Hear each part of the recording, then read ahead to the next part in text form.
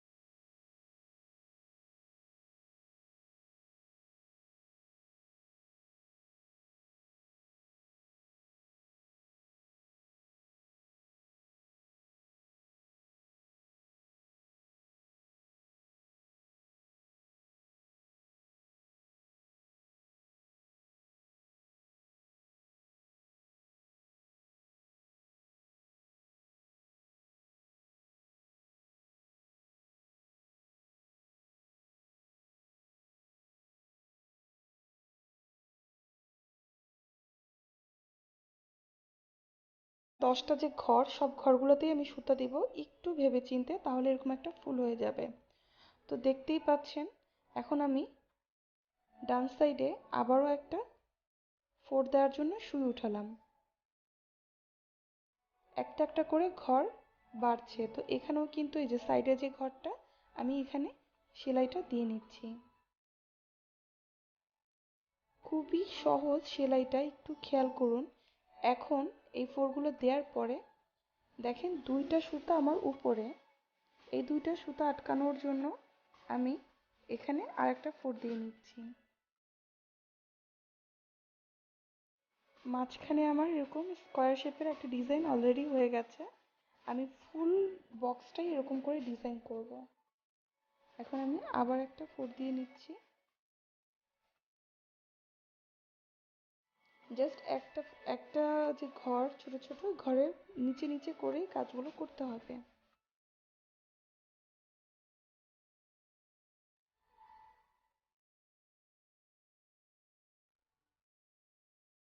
এভাবে করে প্রত্যেকটা ঘরে আমি সুতা দিয়ে সম্পূর্ণ স্কোয়ার শেপের জায়গাটা ফিল আপ করব।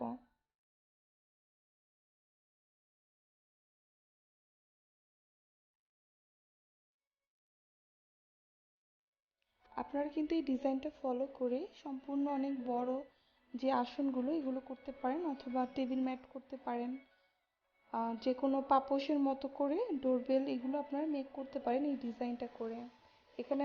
এখানে আপনারা বিভিন্ন কালারের সুতা ব্যবহার করতে পারেন। আমি এখানে দুইটা কালার সুতা ব্যবহার করেছি।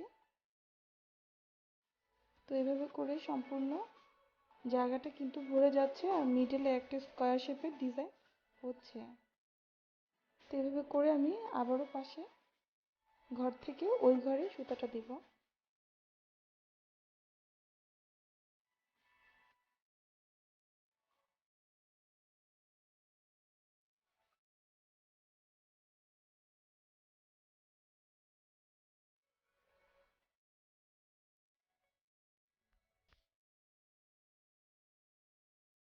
এই যে সুতা দুটো উপরে আছে একটু খেয়াল করুন, যেই সুতা দুটো এরকম উপরে থাকবে সেই সুতাটাকে আবার আটকানোর জন্য আবার একটা ফোর দিলাম।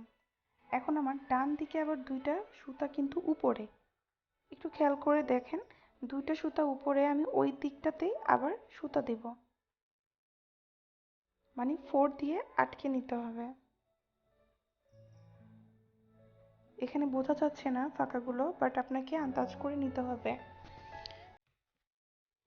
চারিদিকে 10টা ঘরেই প্রত্যেকটা ঘরে একবার করে সুতা যাবে। এই দেখেন, এই যে দুটো সুতা উপরে, একটা সুতার উপরে দুইটা সুতা, ওই জায়গাটাতে আমি আবার আটকে নিচ্ছি, এবং এই আটকানোর সাথে সাথে আবার কিন্তু দুইটা সুতা উপরে হয়ে গেল, এই একটা এই একটা। খেয়াল করলে বুঝতে পারবেন। ঠিক যখন এরকম দুইটা সুতো উপরে উঠবে তখনই ওই সাইডটাতে একটা করে ফোর দিবেন, এতে করে স্কোয়ারটা একেবারেই পারফেক্ট হবে। আপনারা বাসায় চেষ্টা করবেন, অবশ্যই চেষ্টা করলেই পেরে যাবেন, এটা খুব বেশি কঠিন কিছু না।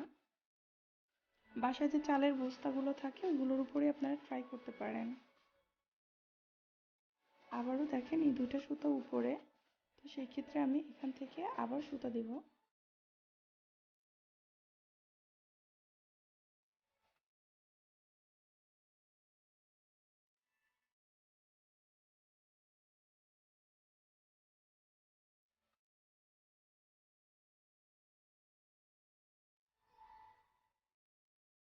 আমার এখানে আরেকটা ঘর বাকি আছে, এখানে আমি আবার একটা ফোর দিয়ে এই সাইডটা কমপ্লিট করে নিব।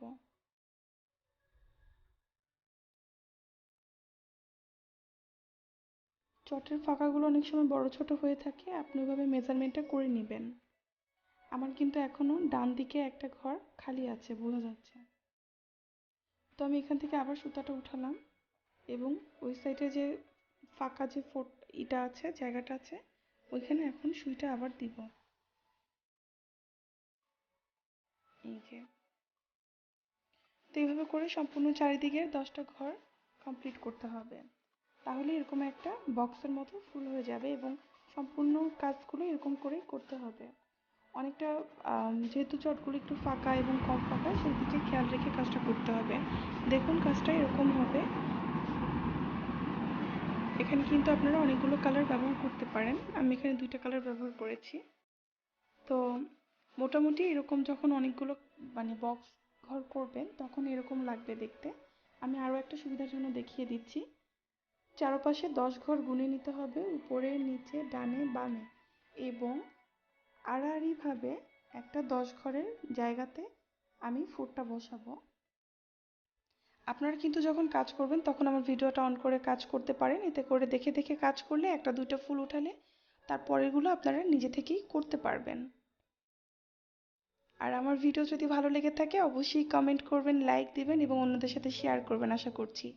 আর আমার চ্যানেলটিতে কিন্তু নতুন হয়ে থাকলে অবশ্যই সাবস্ক্রাইব করার অনুরোধ রইল। এছাড়াও আমার চ্যানেলে আরও অনেক ভিডিও আছে এরকম উলের সুতার কাজের পাটের উপরে, এছাড়াও অনেক বিভিন্ন ধরনের হাতের কাজের ভিডিও আছে, আশা করি আপনার